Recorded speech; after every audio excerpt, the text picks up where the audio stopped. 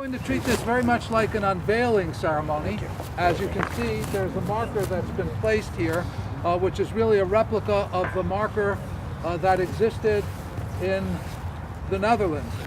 And we'll talk about what's written on that marker in a little bit. I'll do that. We do not engage really in eulogies at this time, but instead we share memories. And of course, the person to begin is Fred.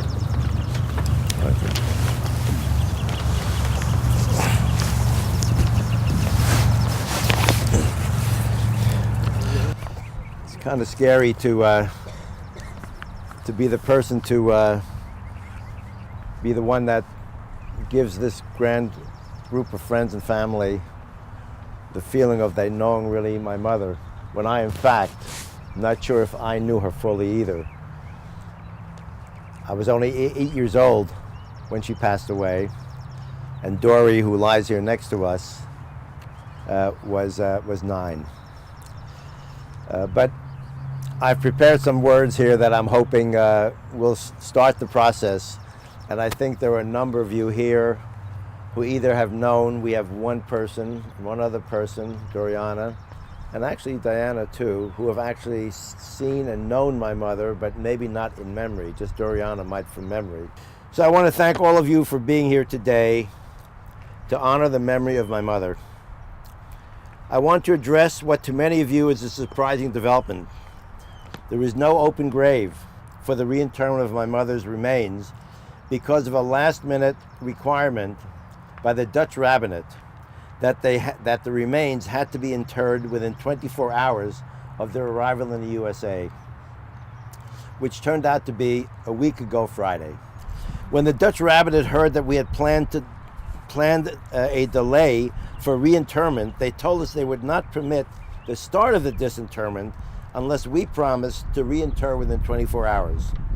Of course, we had to agree, or else all of the more than a year's planning that had been done up to now would be wasted. With the help of Rabbi Lindemann and Bernie Platt of Platt Memorial Chapel, who was making all the arrangements for the transfer and the reburial, we had to hastily make new arrangements. I invited only my daughters and their families and our Chavarah, plus 1 or 2 very good friends from Cherry Hill, to witness the reinterment and support me in the 1 day of Shiva that was required after burial. As a result, today's service will be more like an unveiling, but whatever it is called, I would like it to be a celebration of my mother's life and memory, rather than the sadness associated with burial, a post-burial meal, and the start of Shiva, which I already did last week. So in some ways, it's an opportunity to make this more of a joyous occasion than one of sadness. And I hope everybody follows that idea. And had this lightweight poster made from a picture of the headstone, which we will take away when we leave. I would like to read it to you and translate some of the words in Hebrew and Dutch. If I falter with the Hebrew, I have our rabbi to bail me out with the translation. And if I have a problem with Dutch, I have my Dutch language consultant here to help me. Her name is Debbie Grieker Driesen, a longtime friend of my daughters and of us, who married a Dutch man and raised a family in Holland, but they've come back to the USA for an extended time, and luckily she could be here today with us. I know that I'm probably embarrassing her by singling her out at this ceremony, but Debbie, her husband Pepijn, and her children have not only been helpful with the translation of Dutch documents for me, but Pepijn played a large role when we were in Holland a little over a year ago while trying to find our way to process the beginning of the transfer. He helped us by keeping us on track with the rabbinical interviews, visiting the cemetery, transporting us to our cruise ship, and being a friend and guide for 2 full days. I don't think we would have gotten done with the whole process without him. And I thank the Driesen family so much for their role. So let me read the stone for you. And I might get into trouble, so.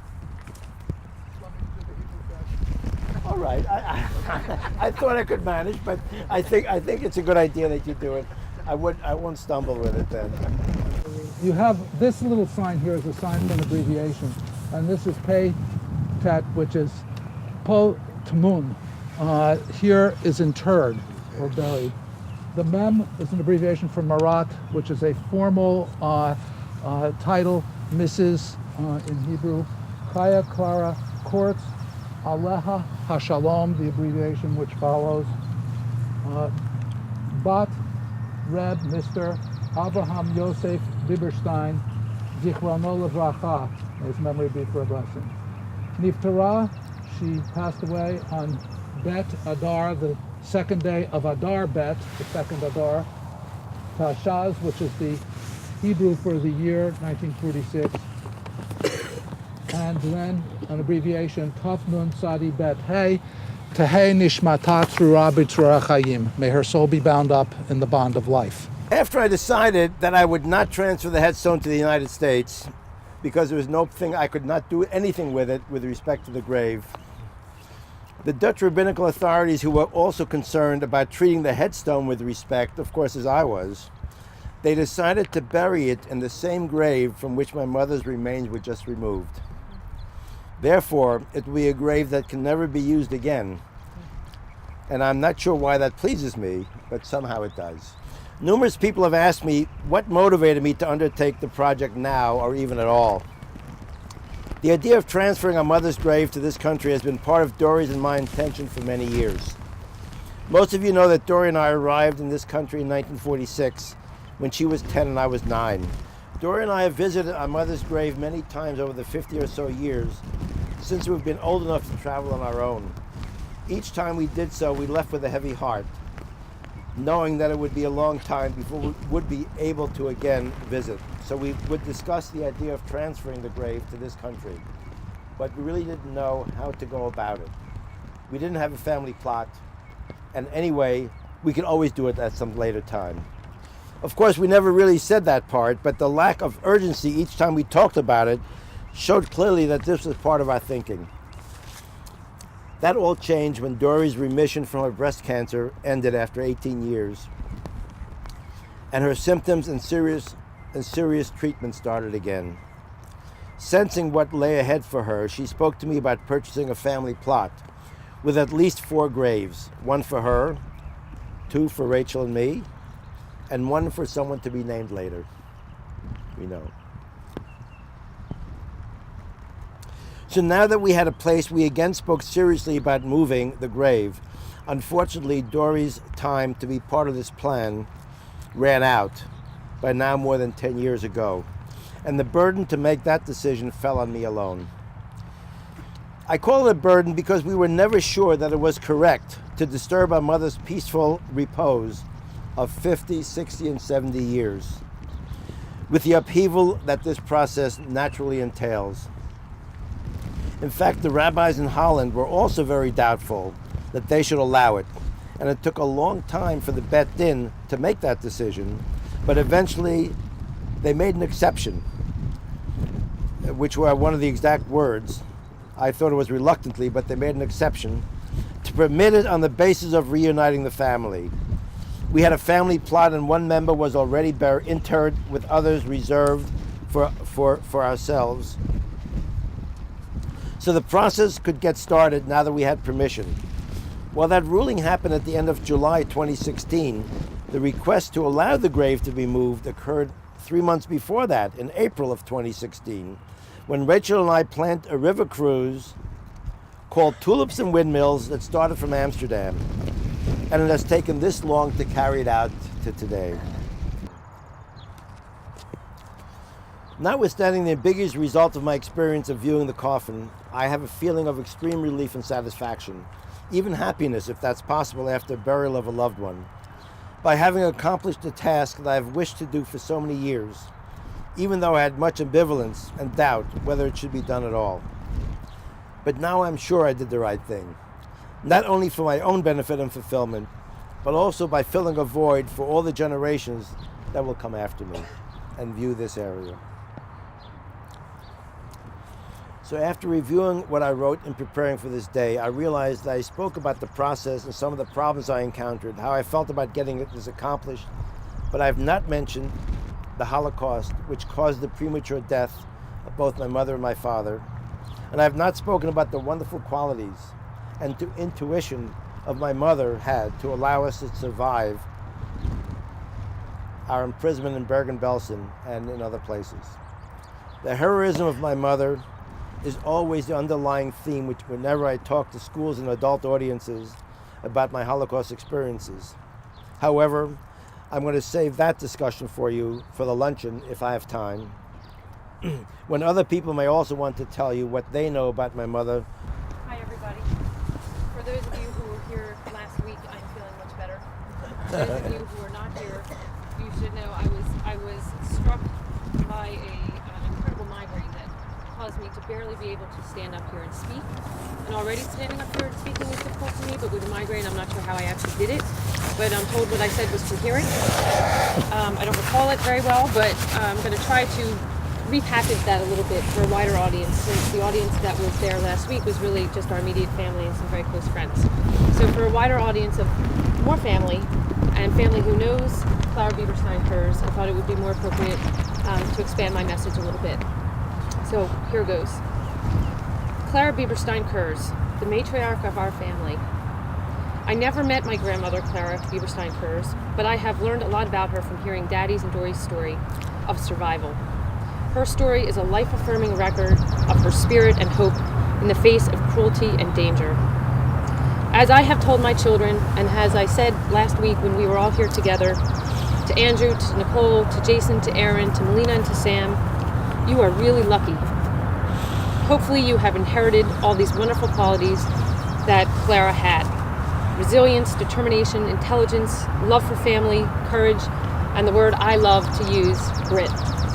Love never ends, and Clara's love never ended for her children and her family.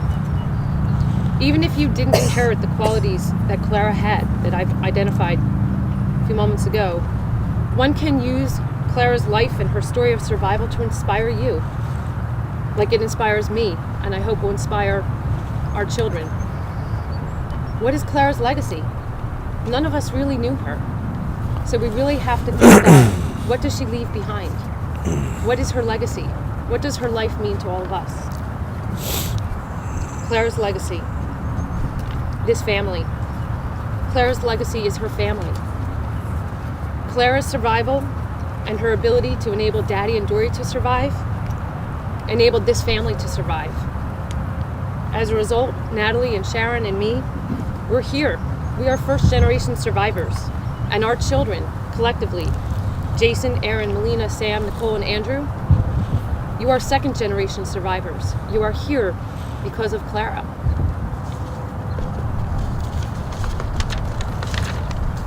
Clara's legacy. It's not just family. It's a way to model how you live your life, to have a positive impact on others. We can't see all the hurdles that come to us or the misfortunes that may test us during our life. We cannot know what God's plan is for us. All we can do is to live our lives as best we can with purpose and with love. We can use each day to show those who are closest to us how much we care about them, and to treat others with kindness and respect that we would want for ourselves. We can strive to make the world a better place so that when we look back on how we lived our life, we can say that we made a difference, that our presence had a lasting positive impact on the lives of those around us and those we love. This is Clara's legacy to our family and to everybody else who knew her and who never met her. So we're here today to give Clara Bieberstein-Kurz a mother, a wife, an aunt, a grandmother, a great-grandmother, and a hero to all who know her or didn't know her, the farewell that she deserves, and this time reunited with her family, who she loved, who she honored, and who she made untold sacrifices for. So today, we are here to honor and to celebrate her life and her legacy. Some of what we've heard and some of what I know from all of the time I've spent with Fred in preparation for this day, and put it into a bit of a context, because I think that's important from the perspective of Jewish tradition. Since the last time that we stood at this place, Fred, Carolyn, and those who were here, We have begun the reading of the fourth book of the Torah in our synagogue cycle. That's the book of Numbers. But Numbers are impersonal, and that, in part, is precisely what the Nazis sought to do, to take away the individuality and humanity of those they treated as even less than numbers. And yet each one of those individuals was unique. Each had a story, a family, a life. Today, we remember Clara Bieberstein-Kurz, a remarkable woman who, against all odds, saved the lives of her children, Dory and Fred. Numbers, 1938, the year Fred was born, the year of Kristallnacht, which led the family to flee Austria for the Netherlands, with Fred and Dory ages 6 and 8, and then they came out of the concentration camp. So many numbers. But what number expresses the love of a mother for her children? Bravery, ingenuity, through which she kept them alive.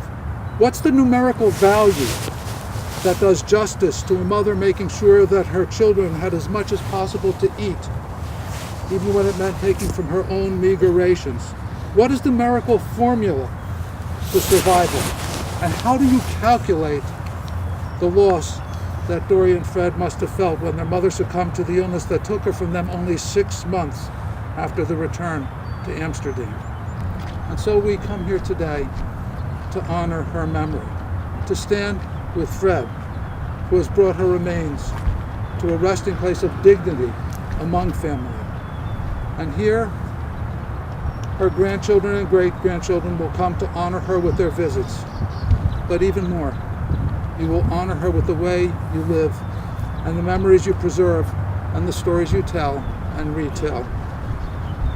All of us are here to tell you that Clara's story and that yours, Fred, enriches and ennobles us all. We are honored to be here with you and to share this day. Today marks the end of part of her story, a chapter. There are those who might have thought that the journey ended back in a cemetery in Holland. It did not. And in truth, the journey does not end here.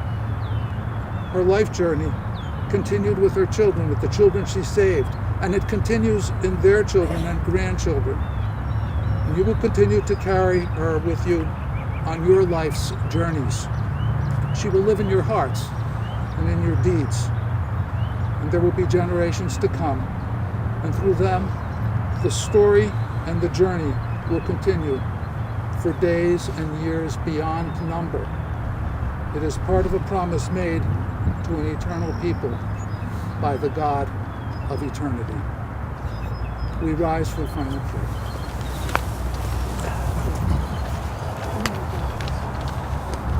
El Malach Amina Shochena Bamramina Hametzei Menucha Nachona Tachat Kanfei Hashchina B'malot Kedoshim Utahorim Kezohar Harakia Masirim Et Nishmat Chaya Clara Kurz Bat Rav Abraham Yosef Bieberstein Shahalacha Le'olama